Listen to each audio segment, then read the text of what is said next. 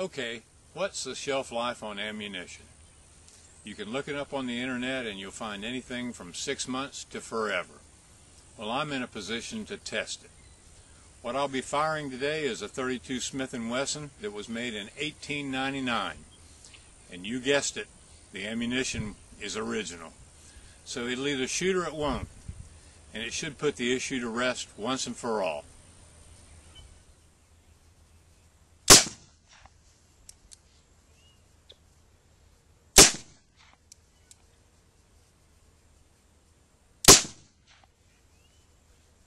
Okay then, I guess that puts the issue to rest.